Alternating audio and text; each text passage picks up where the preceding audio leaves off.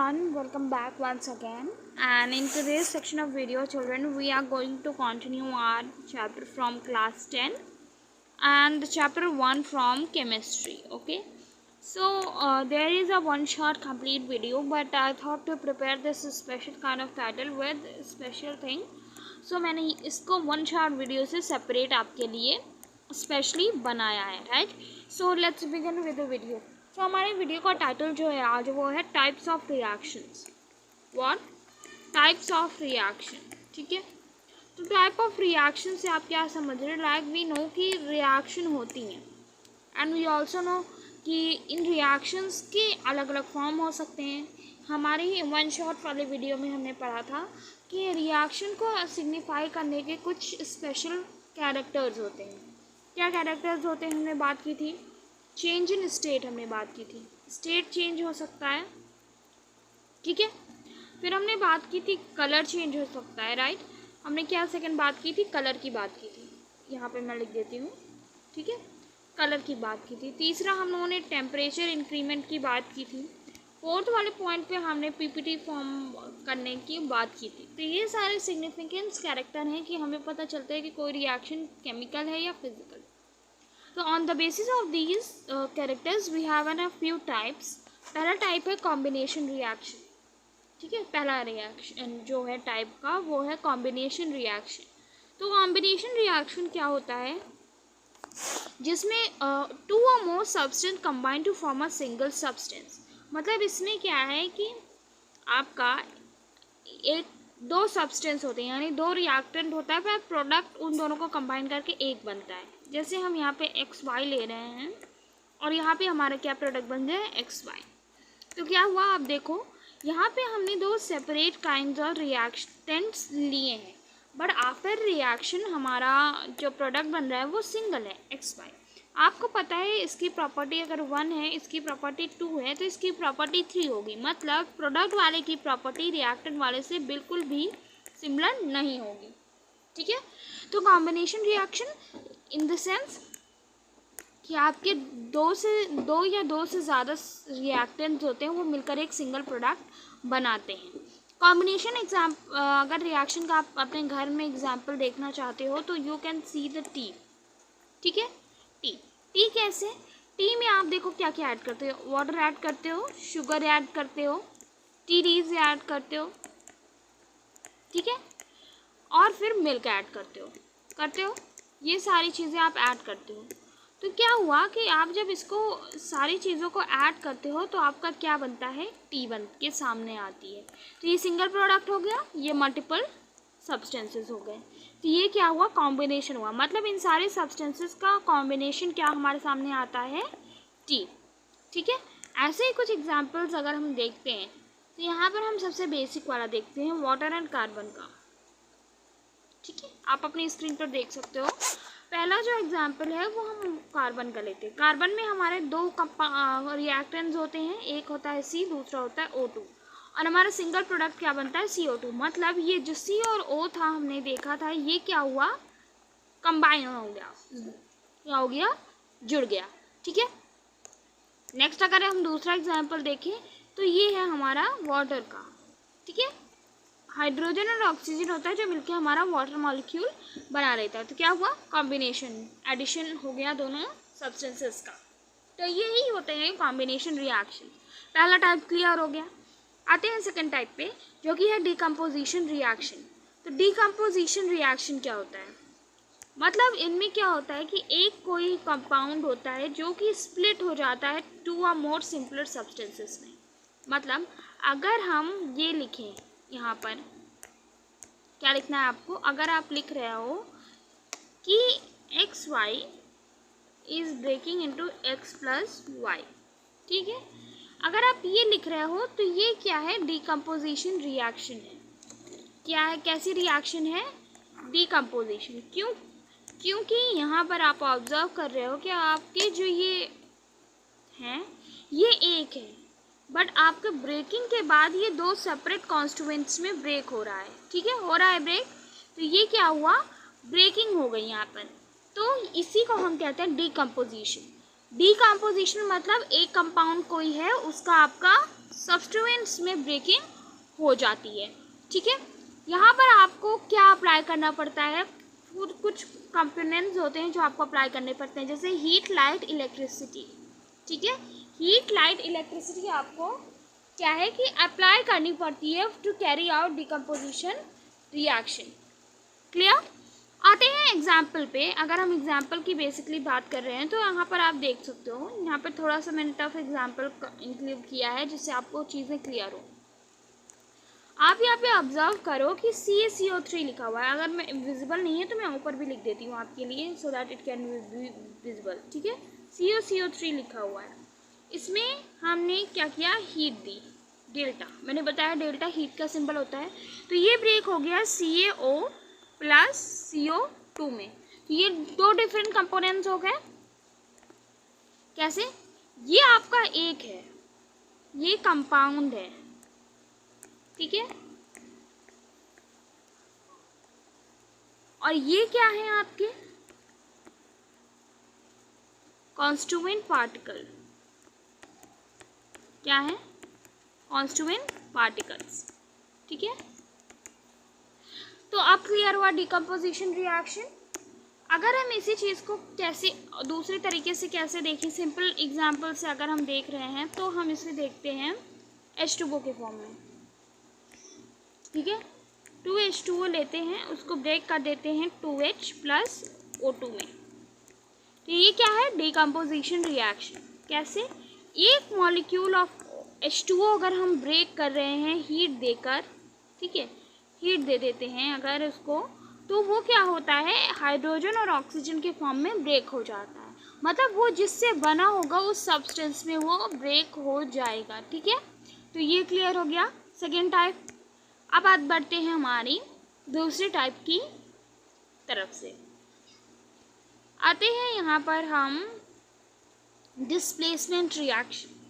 ठीक है, displacement reaction क्या होता है, अब आपको इसको समझना है। डिस्प्लेसमेंट रिएक्शन में एक एलिमेंट दूसरे एलिमेंट की पोजीशन पर आ जाता है, या फिर आप इसको कह सकते हो कि जो रिएक्टिव मेटल होता है वो लेस रिएक्टिव मेटल की प्लेस पर आ जाता है।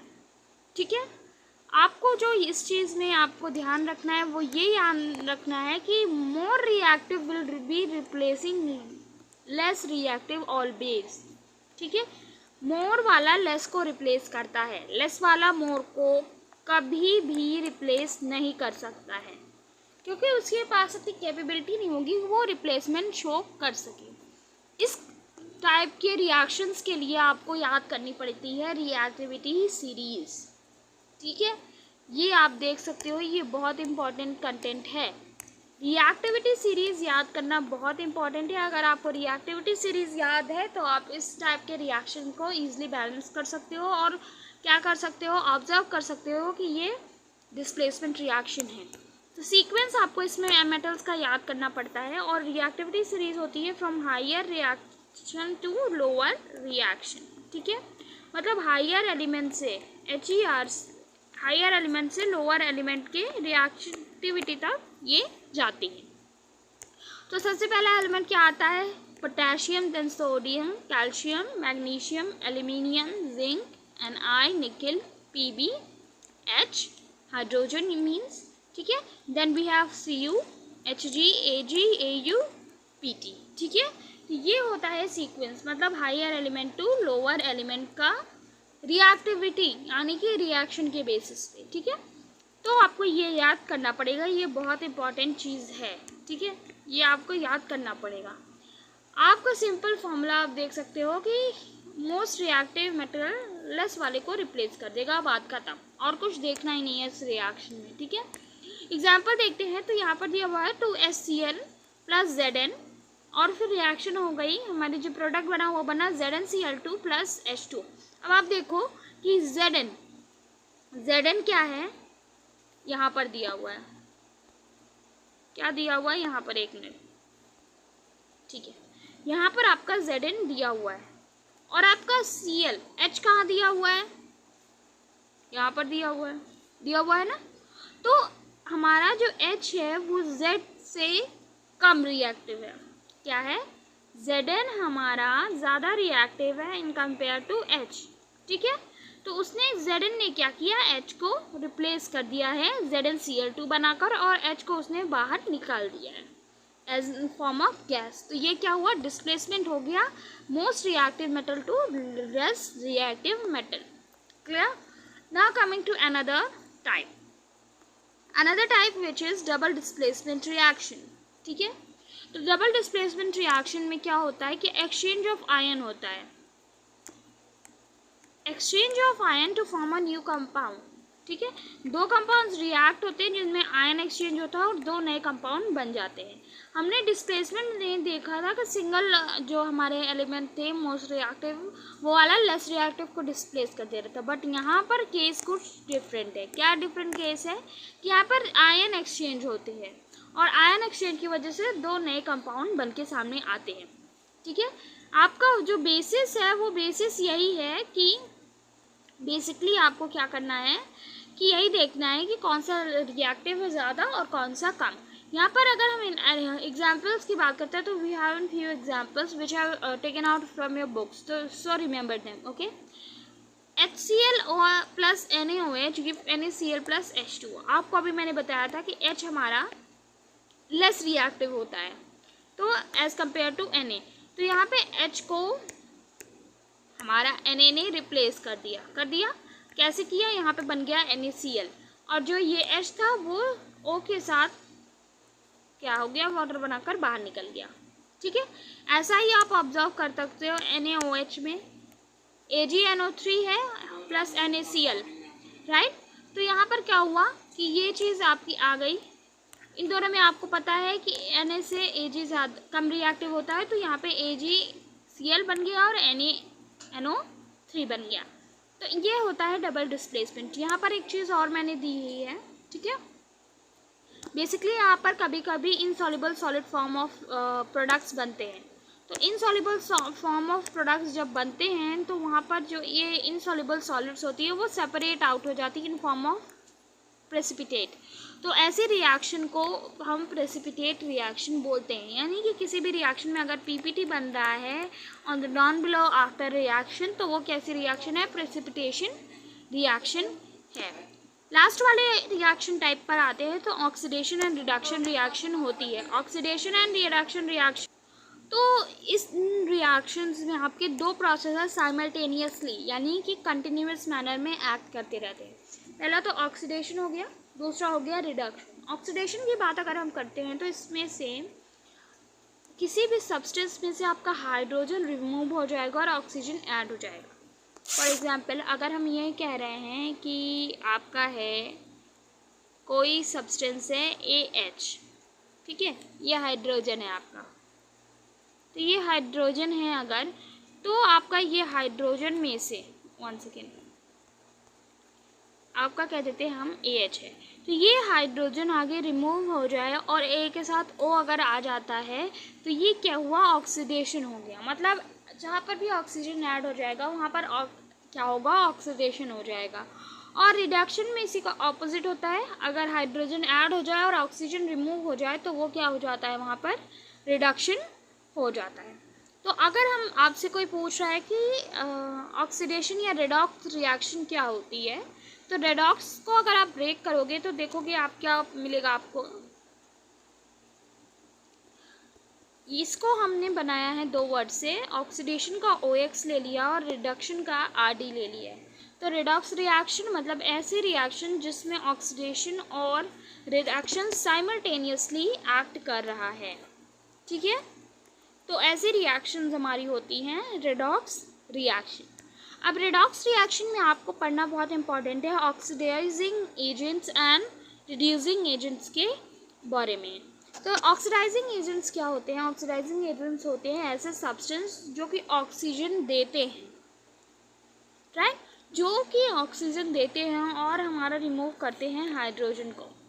मतलब किसी भी रिएक्शन में अगर आपका ऑक्सीजन ऐड हो रहा है और हाइड्रोजन रिमूव हो रहा है तो आप समझ जाओ ऐसी कोई स्पीशीज़ ऑफ एलिमेंट है या सब्सटेंस है जो कि आपको ऑक्सीजन दे रही है और H रिमूव कर रही है। तो ऐसी रिएक्शन को, ऐसे सब्सटेंस को हम क्या बोलते हैं, oxidizing agent. Reducing agent oxidizing agent के अपोजिट एक्ट करता है। अपोजिट एक्ट करता है इन द सेंस कि हाइड्रोजन देता है और ऑक्सीजन रिमूव करता है। चलो एक एग्जांपल देखते हैं, बिकॉज एग्जांपल से ज़्यादा क्लियर होता है। So here on your screen you can see the example.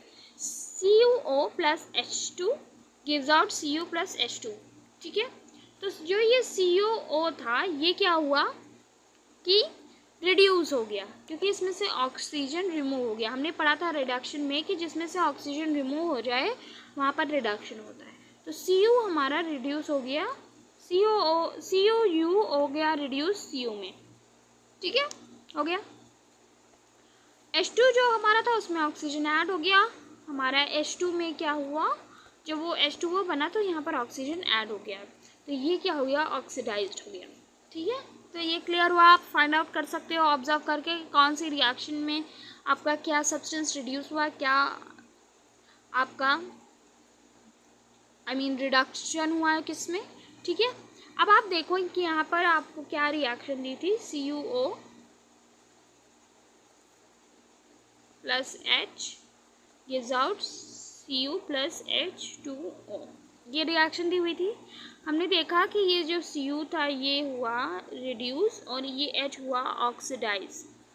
ठीक है, ये हमने ऑब्जर्व कर लिया। तो अब यहाँ पर आप ऑब्जर्वेशन में अपने ये मार्क करोगे ये चीज़ कि इस Cu हमने ऑक्सीडाइजिंग एजेंट में क्या पढ़ा था कि जो कि ऑक्सीजन दे रहा है। तो यहाँ पर देखो इसी O को हमने हमारे H2O में ऐड किया है। ठीक है, तो ये क्या हुआ, CuO हमारा ऑक्सीडाइजिंग एजेंट हो गया।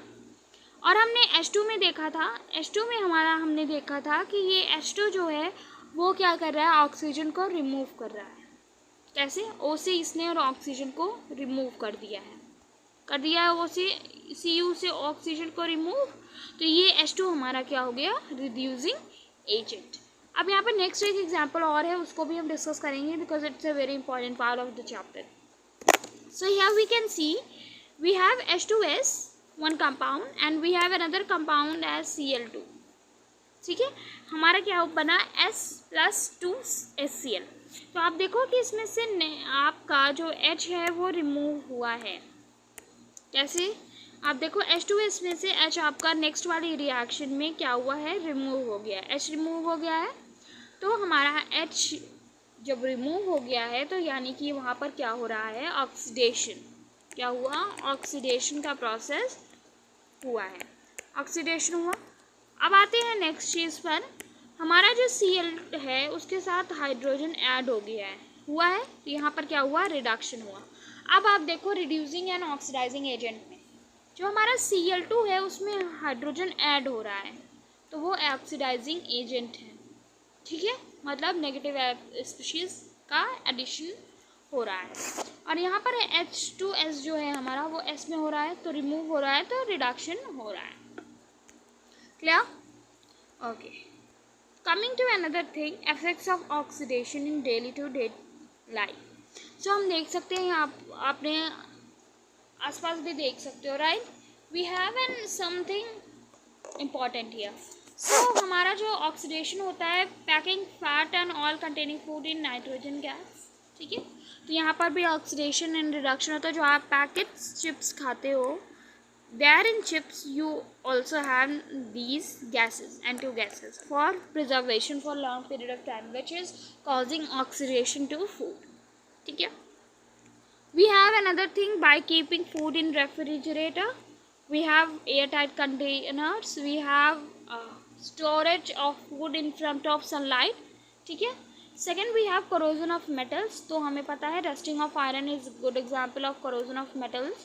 तो रस्टिंग हो जाती है जो कि नेगेटिव इम्पैक्ट शो करता है। तो ऑक्सीडेशन एंड रिडक्शन के हमारे पॉजिटिव एंड नेगेटिव दोनों इफेक्ट हैं, you have to study both. अभी हमने देखा कि ये जो इतने सारे हमने एग्जाम्पल्स पढ़े ये क्या हैं, पॉजिटिव वाले इफेक्ट्स हैं। यहाँ पे corrosion ऑफ मेटल आ गया जो कि नेगेटिव है, तो हमें दोनों चीज़ें बराबर में लेकर चलनी है। ठीक है, यहाँ पर एक रिएक्शन मैंने दी है आपको रस्टिंग ऑफ आयरन की, so you have to learn this reaction. ठीक है, we have 4 molecule of Fe that is iron and we have 3 molecule of O2 that is oxygen. So when we keep iron in front of oxygen with its atmospheric air, we have been developing Fe2SO3 dot H2O. तो ये आपका किसका formula है? Ferrous ammonium ferrous, ठीक है, hydrated iron oxide rust, ठीक है। तो आपको ये याद रखनी है, इक्वेशन बहुत इंपॉर्टेंट है, right? So that's all about the today's chapter, children. We have completed this chapter. So if you want, I'll be giving you the question answers on the back side of NCERT and few extra questions also.